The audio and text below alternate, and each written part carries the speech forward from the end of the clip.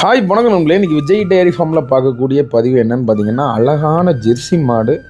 இதை வாங்குறதுக்கு வந்து பார்த்திங்கன்னா ஒரு கஸ்டமர் வந்து பார்த்திங்கன்னா அம்பாசமுத்திரத்துலேருந்து வந்திருந்தாங்க. அவங்களோட நெகட்டிவ் பிளேஸ் வந்து எங்கேன்னு பார்த்தீங்கன்னா திருப்பூர் பக்கம். அங்கேருந்து வந்து பார்த்திங்கன்னா அம்பாசமுத்திரத்தில் செட்டில்ட் ஆகியிருந்தாங்க. நம்மகிட்ட கேட்ட ஒரே விஷயம் வந்து பார்த்திங்கன்னா நல்ல அழகான மாடு வேணும்னு ஃபோனில் கேட்டிருந்தாங்க.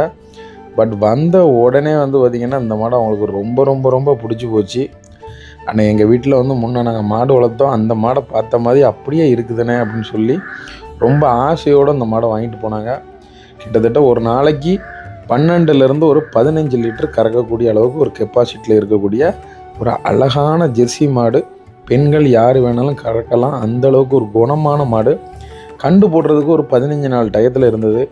ஆனாலும் பரவாயில்ல, நாங்கள் போய் வளர்த்து எடுத்துக்கிறோன்னு சொல்லி ரொம்ப விருப்பத்தோடு வாங்கிட்டு போனாங்க. மாடை பொறுத்தவரையில் கிட்டத்தட்ட பெண்கள் வளர்ப்பு முறையில் கிடந்த மாடு தான். அதனால் இதை பொறுத்தவரையில் நல்லா பயப்பட வேண்டிய தேவைகள் கிடையாது. நம்ம விஜய் டெய்ரி ஃபார்ம் எங்கே இருக்குதுன்னு பார்த்தீங்கன்னா, திருநெல்வேலி டு தென்காசி போகக்கூடிய பாதையில் பாவூர் சத்திரம் பக்கம் ஒரு சிறிய கிராமத்தில் அமைஞ்சிருக்கு.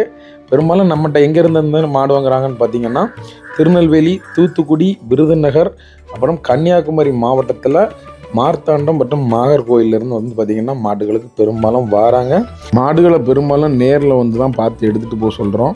அதனால் மாடுகள் நேரில் வந்து பார்க்கக்கூடிய எந்த மாவட்டத்துக்காரங்கனாலும் வாங்க. பெரும்பாலும் ஃபோன் மூலமாக நம்ம அனுப்புறது இல்லை.